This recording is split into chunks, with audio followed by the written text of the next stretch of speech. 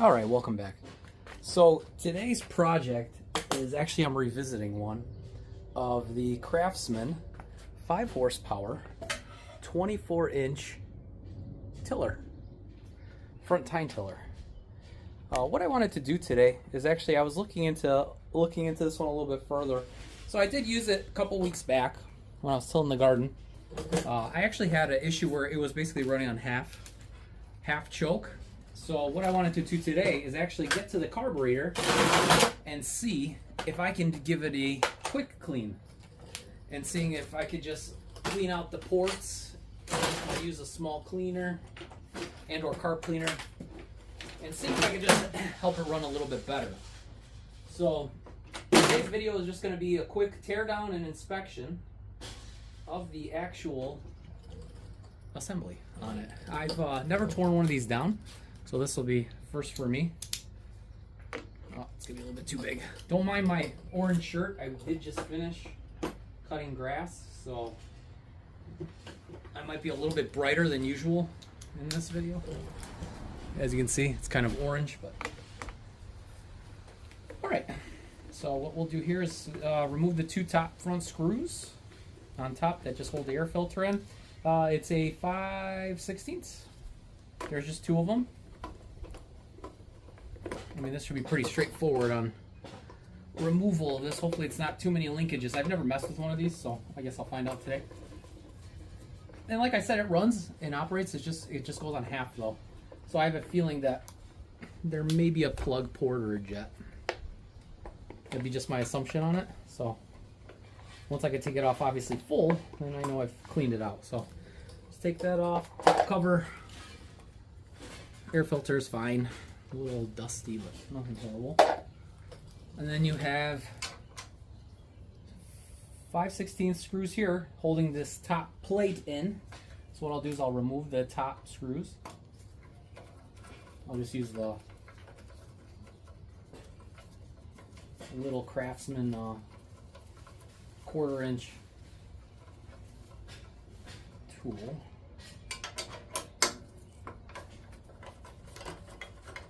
And this is just holding the top of the plate. So hopefully, okay, you guys can see. I just kind of glance from, I'm just kind of glancing from time to time, make sure I'm actually showing it. I'm assuming all these bolts have to come off just to get to the carb underneath. And this is kind of like the older style Briggs, so it actually has two lines going to it, where it actually has like a pickup tube where it draws the fuel up, and it takes a few pulls, but it'll start it up. And then, yeah, I'm assuming all these linkages are just tied to the side of it once we get this top plate off. So it is 4 same size bolts. Still using the same thing, 5/16.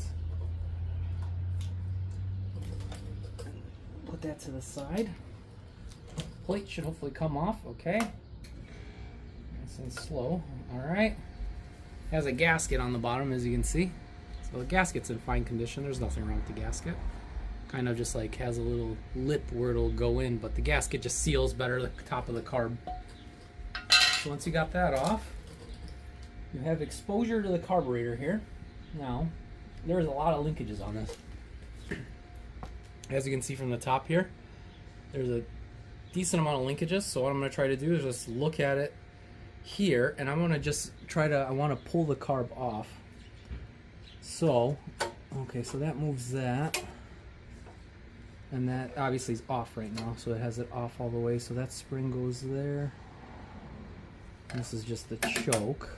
So that's just the position of the choke. Okay. All right, so let me see if I can figure out a way now. What can I remove to pull the carb off? This is just a fuel line.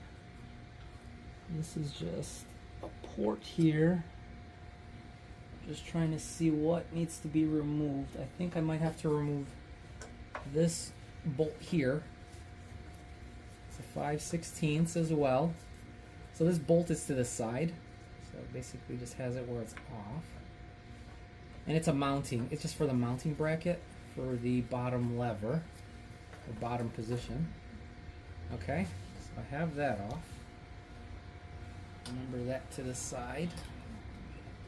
I'll put that right to the side for a second. And then I see there's flathead positions here. Okay. Let me see. I don't think I have to remove anything here. There's like a little screw there, but I think if I remove a couple of these ports here, it actually has access to a diaphragm behind it. So what I'm gonna do next is I'm gonna see if I can pull it just by removing it. Let me see if I have a flathead. I don't think, unless I have a star bit. I have a couple star bits, but I don't know if these are the right sizes for it. Probably not. Nah, it's probably easier with the flathead. Hold on 1 second here.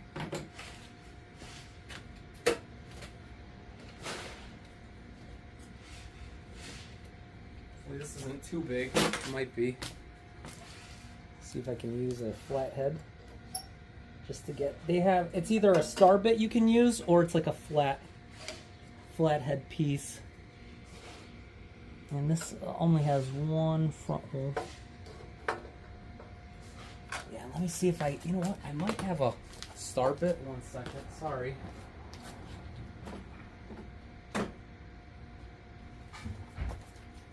I have a few little pieces here and there, but I've never really looked into how to remove one of these, so see if this little bit here will line up with the tab here, and I can get the impact portion of it.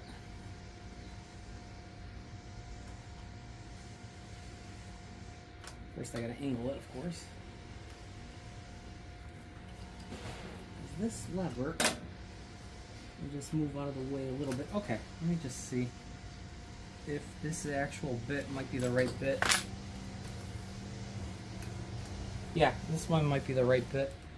Now the only thing is I don't have an extension piece for it. Let's see if I have a slightly longer bit. No, this is going to be smaller. But I do have a bit I can use to hold it with the actual screwdriver bit. Let me try that.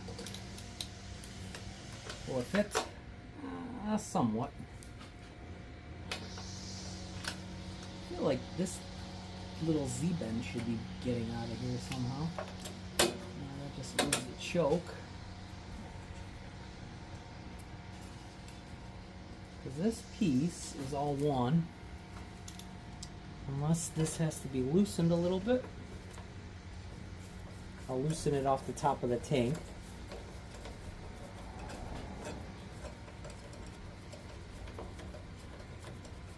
So then this one will go towards, oh, there goes that bracket. And this was just the bracket for the actual little assembly. So it just dropped it. So I'll just remember to put that back in the right order. So then that one goes in the front. And then let me see if I can just move this out of the way. Trying to angle it. Oh, that one doesn't have the lever. Well, of course, now that you don't have the lever, you can't, like, you have to move it manually, but that's okay. So if I move this portion out of the way, I think this will remove the front plate here. Okay. So then with the front plate now loose, okay, that's completely off. So just another little screw holding the back of it that goes in the front of it. And this plate now moves. So then we can now angle it. And there's your kill switch, right, or kill wire. And we can just pull the tab off. I could probably leave that on. I can just move that to the side. So that'll give me a little bit more access here. And I could just move the tab here. I could still leave that on.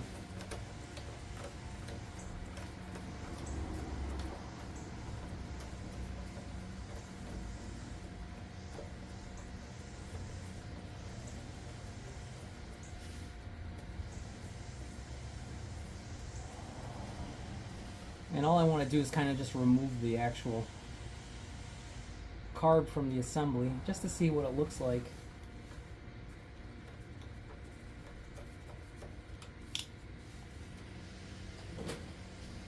That in the back. And then there's one more here that's just for the vacuum side. I wonder if I have to even remove that. Can't I just remove the tube? I'll loosen it anyways, just so I can have access to it. And it's just like kind of like a clamp that just basically holds the line. So that'll go in the back. So that comes right out.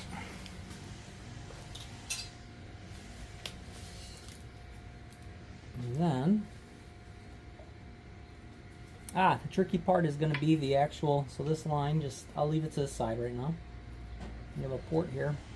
The tricky part is now going to be the two mounting bolts. There's two bolts that hold the carb to the assembly. One up top and one on bottom here. I'm going to have to use a wrench.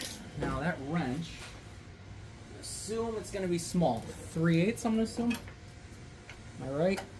It might be a 3/8.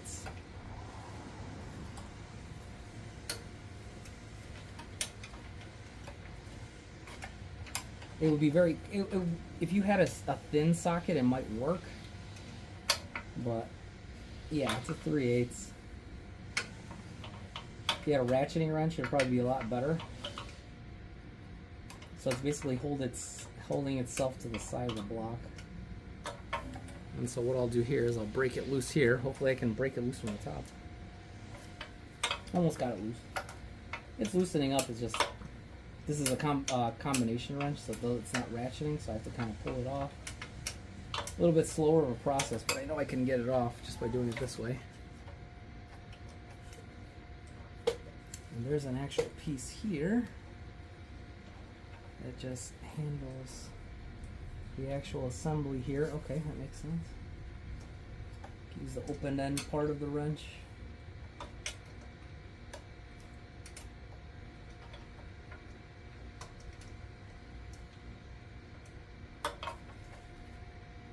Not a lot of access here, room. So if you have a ratcheting wrench, it's probably a lot easier to use a ratcheting wrench.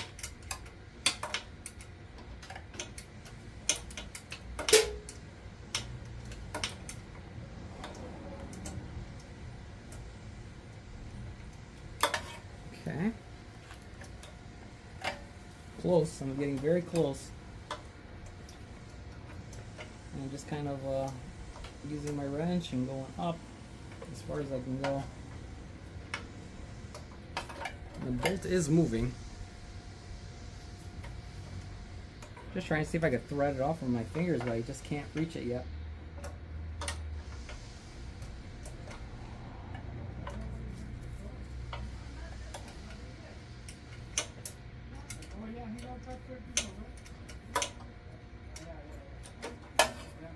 Alright, what I'll do, because I don't want to drag it too much, I'll pause it here, and then I'll continue once I get it off.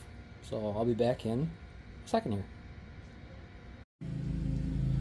Alright, welcome back. So it's change of plans. I didn't want to remove everything out of it, so this is going to be like a diaphragm type of carb. So what I'm going to do is I actually started moving, I took the 4 bolts off the back, and I actually wanted to inspect the diaphragm on it, just to see the condition of it. So what I'll do here, let me just put my glove back on. I just popped it off right now, just off camera. I didn't look at it yet. I think there may be a port that's possibly a little bit clogged.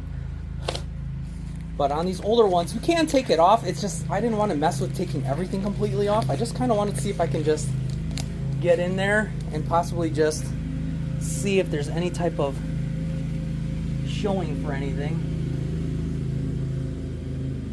And you just got to be careful. There is like a little wafer and a little spring where everything lines up. So what I'll do here is I'll be very careful not to lose the pieces here.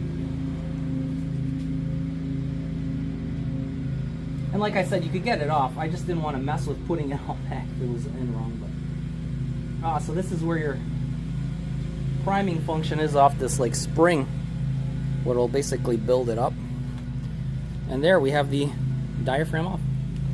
So it's just like, you know, it's the diaphragm piece right there, and it's got the little gasket. So just got to remember that the spring obviously goes in first, and it just goes on the inside. And just looking at the condition of the inside of it, it's pretty clean.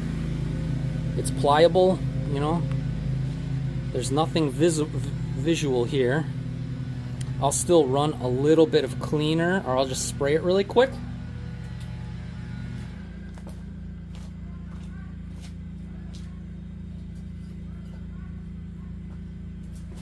What I'm going to do is just lightly, very lightly, just use some Carb Clean.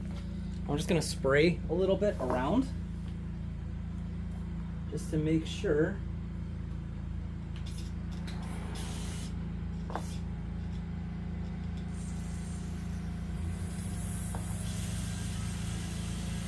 And actually, there was a little bit when I sprayed through the first port.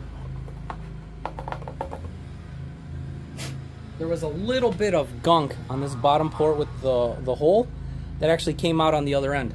So now it looks like that is perfectly clean, so I don't see anything really wrong here. What I'm going to do now is just now spray what I can see here, the inside of this port.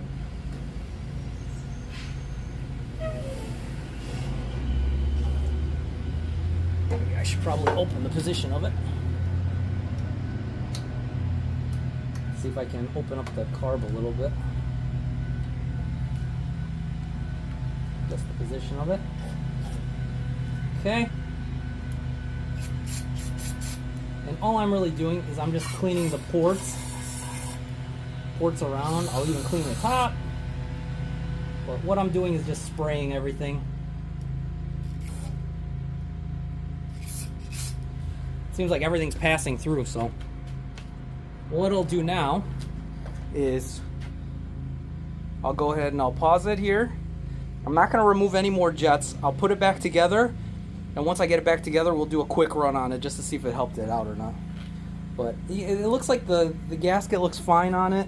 It might have just been a little bit of debris in there, and hopefully just by me spraying it a little bit, it helped it out. So I'll be back in 1 second.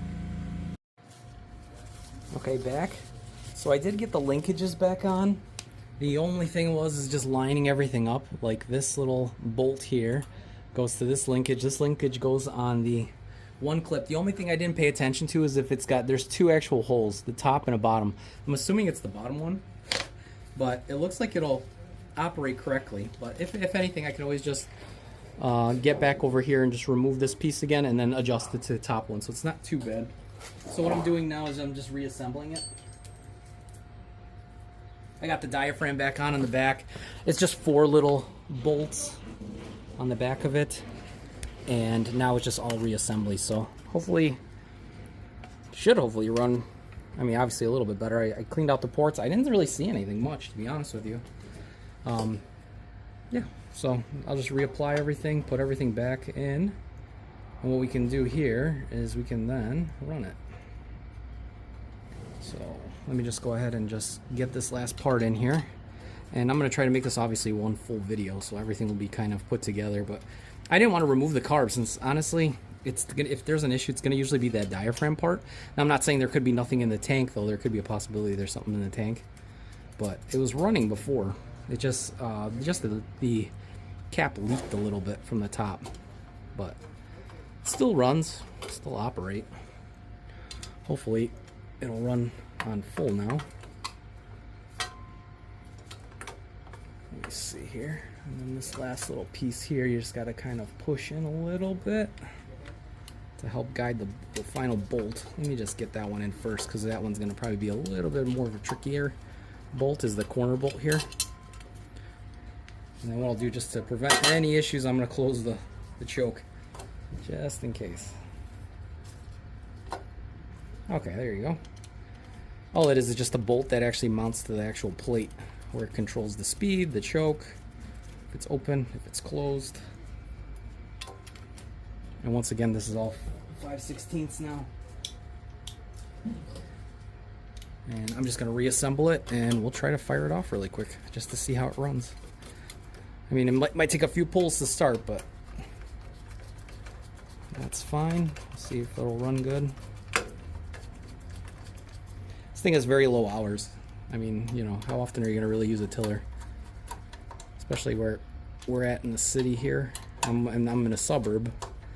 You use it like once, twice a year, if that. You're not using these for extended use unless you have some type of business where you're constantly digging. You're really not gonna use this all the time. So this probably sat with some fuel in it, possibly, and that could have been the issue for it. What we'll do is we'll put the filter back on and put the last of the bolts back on here. Line everything up nicely, and we'll get to starting it and running it for, yeah, I'll run it for like a minute, see if it'll run or if it's still kind of running trickier. If anything, you know, obviously I didn't take it fully apart. It was kind of more just like a quick check. I thought it was going to be a little bit more access. I mean, you could take it apart, or worst case scenario, you probably could just buy a brand new carb on it and then just mount it. But seeing how this one's the OEM one and it runs, it just had to run a little bit more on choke than anything. Should hopefully work. So what I'll do next is let me set it up outside and we'll try to get this one started. See how it runs. A second here, set you guys up.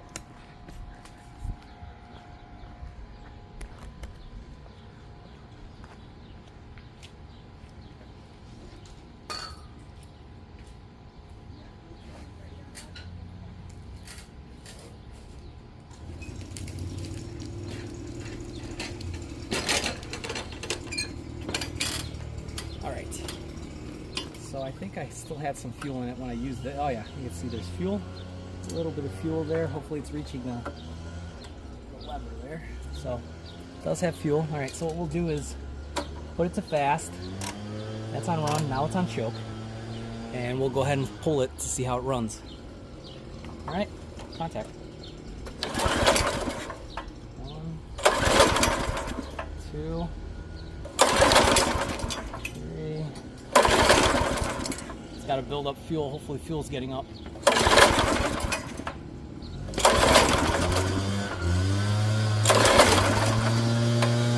Make sure. Let's put it half.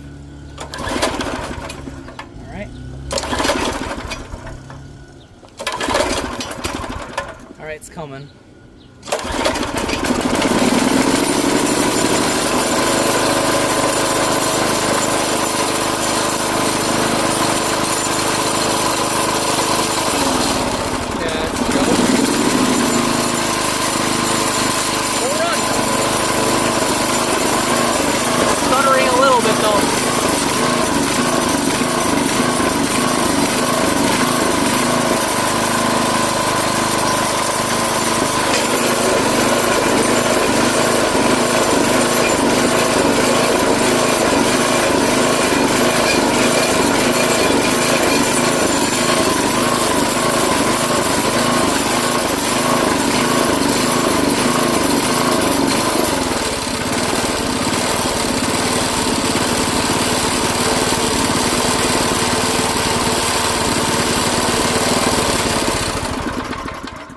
Alright, so just running it there, you can hear it's still stumbling a little bit more on more than a quarter choke, so there is still a partial clog in it. So what I'm going to do next is I'm going to try the next attempt, which is going to be using some mechanic in a bottle, and I'm just going to let it run for a while and see if it smooths it out. So I'll do that off camera because obviously it's going to take longer than just a minute here, but yeah, it looks like the quick fix didn't fix it, but it was worth a shot just to try it out, see something, learn something new. So yeah, hope you guys liked the video. Hope you like, comment, subscribe.